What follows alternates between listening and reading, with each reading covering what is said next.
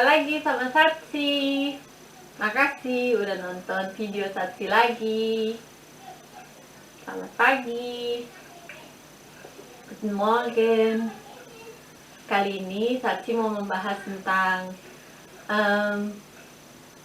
anak yang terlahir di luar negeri atau anak yang mempunyai orang tua yang mempunyai dua bahasa yang berbeda ya. Apakah kita mengajarkan anak bahasa Indonesia atau lebih mengajarkan bahasa di mana kita tinggal atau bahasa ibu dari suami?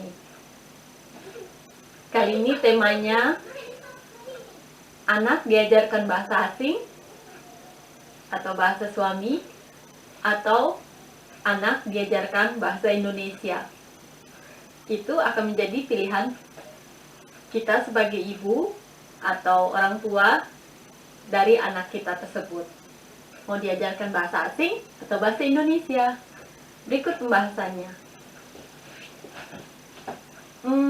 Kelebihan atau kekurangan dari bahasa asing itu akan saya bahas juga. Dan apakah kita mau mengajarkan bahasa asing atau bahasa Indonesia ke anak juga akan saya bahas. Bagi kita yang menikah dengan orang asing atau kita menikah dengan orang Indonesia juga tapi tinggal di luar negeri, kadang kita mempunyai dilema. Apakah kita harus mengajarkan bahasa Indonesia ke anak atau kita mengajarkan bahasa asing di mana kita tinggal, atau kita mengajarkan bahasa asing menurut suami, atau kita mengajarkan dua bahasa agar anak-anak cepat bisa mengerti dan berbicara dua bahasa.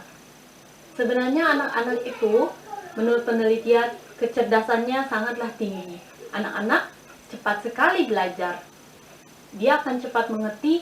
Bila kita mengajarkan bahasa Indonesia kepada anak, dia akan mengerti dengan cepat dan juga akan berbahasa Indonesia dengan cepat bila kita intensif setiap hari berbahasa Indonesia dengan anak kita. Begitu juga bila anak kita berbahasa asing dengan suami kita atau dengan ayahnya. Misalnya bahasa Inggris atau bahasa Jerman atau bahasa Belanda atau bahasa Prancis, maka anak itu akan cepat sekali mengerti dan berbicara bahasa yang anak itu sedang mendengarkan atau anak itu sedang berbicara. Misalnya anak kita berbicara dengan suami atau ayahnya berbahasa Prancis atau berbahasa Jerman, maka anak itu akan cerdas berbahasa Jerman dan anak bisa memilih bahasa tersebut. Dia akan cepat men-switch, akan cepat mengganti. Bila dengan ibu saya bahasa Indonesia, dengan ayah bahasa asing tersebut, Prancis, Inggris, Jerman atau Belanda atau di mana kita tinggal.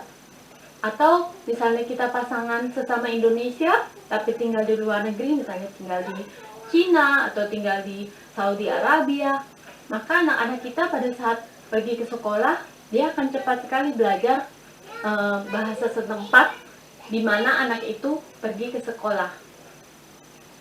Kelebihan dan kekurangannya nanti bahas menurut ini ada di website bilingual@sirin.de atau dua bahasa, mendidik anak dengan dua bahasa, di website bahasa Jerman. Kelebihannya, anak-anak akan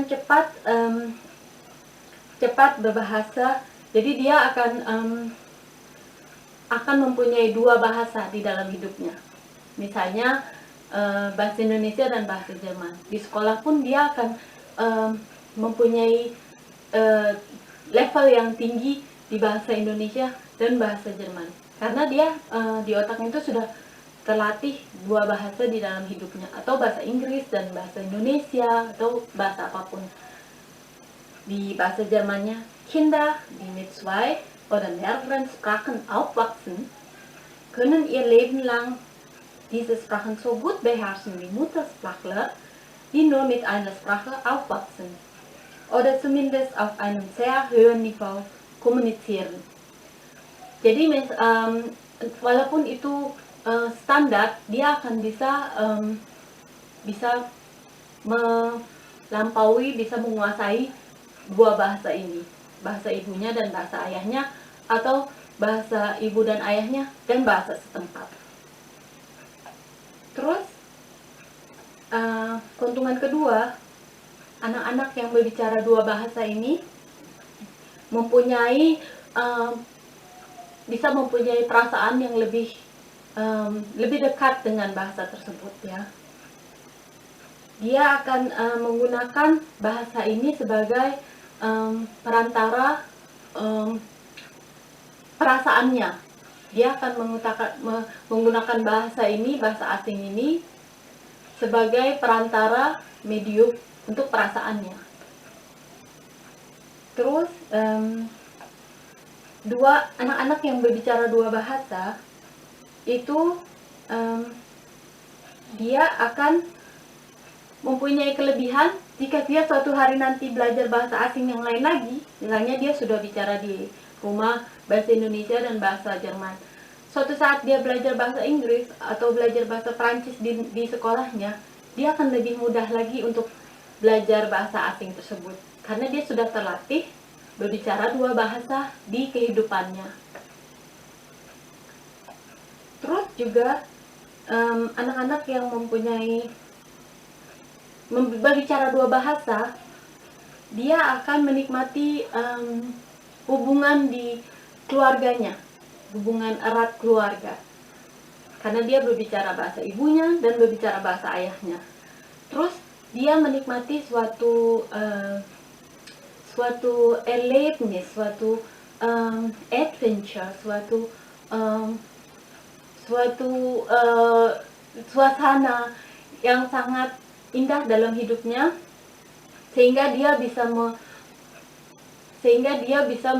mengerti struktur bahasa tersebut.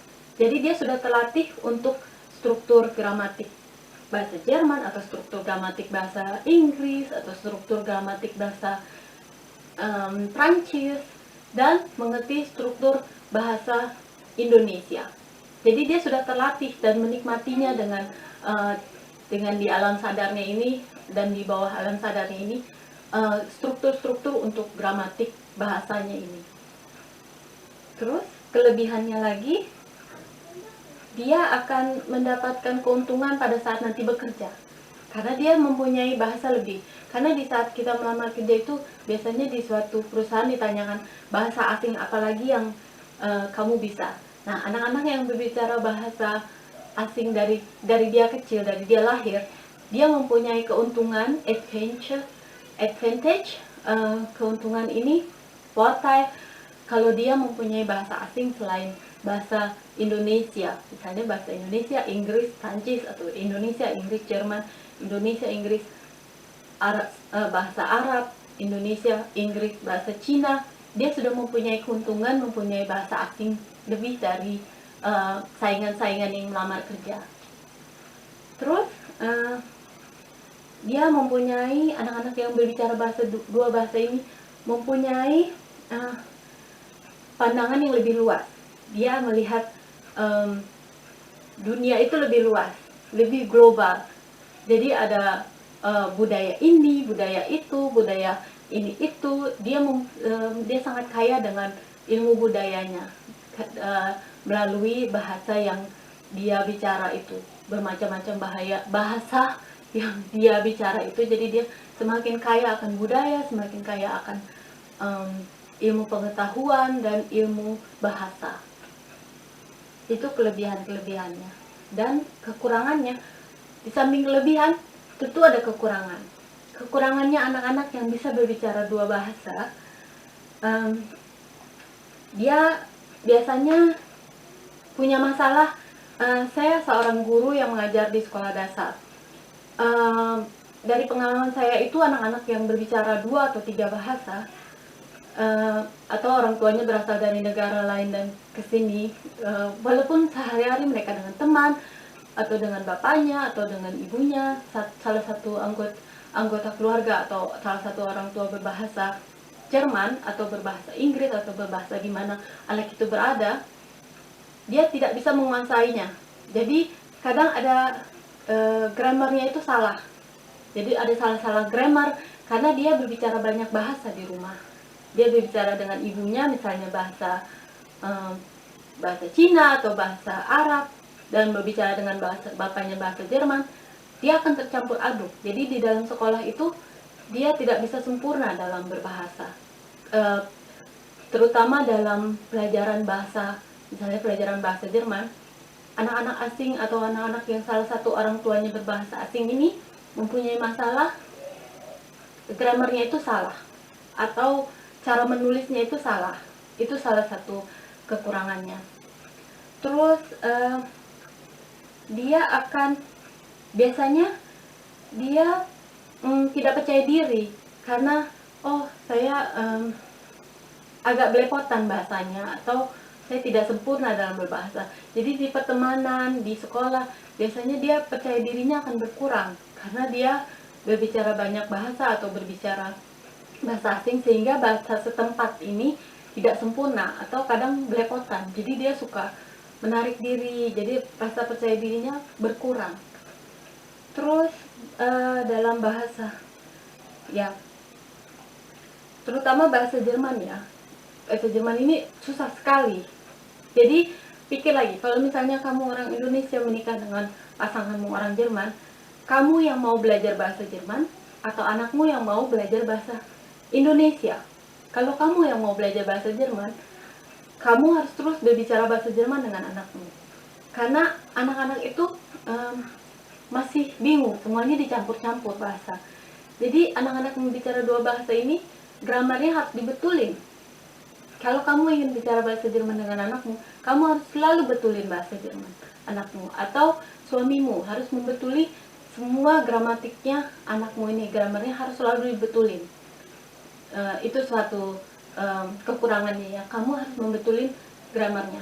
Kalau anakmu yang harus belajar bahasa Indonesia, kamu harus terus bahasa Indonesia, dan dengan suamimu, anak harus terus bahasa Jerman atau bahasa Prancis, bahasa setempat, sehingga anak itu benar-benar mempelajari gramatik dengan benar.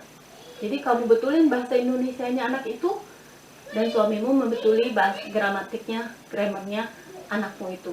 Jadi dia tidak akan tercampur-campur, atau cara penulisannya kamu harus membetuli dan suamimu juga harus membetuli, sehingga anak ini bisa berbicara dengan sempurna atau menulis dengan sempurna bahasa yang anak ini ingin dipelajari atau ingin berbicara. Begitu. Seperti Satsi bilang, informasi ini diambil dari bilingualfsirin.de atau website dari Jerman berbicara dua bahasa, mendidik anak berbicara dua bahasa.de. Begitu saja info dari Satsi. Kalau kalian suka, please like, subscribe, jangan lupa subscribe. Dan kita ketemu lagi di video selanjutnya. Makasih banyak udah dengerin Satsi. Sampai ketemu lagi. Auf Wiedersehen. Bye bye.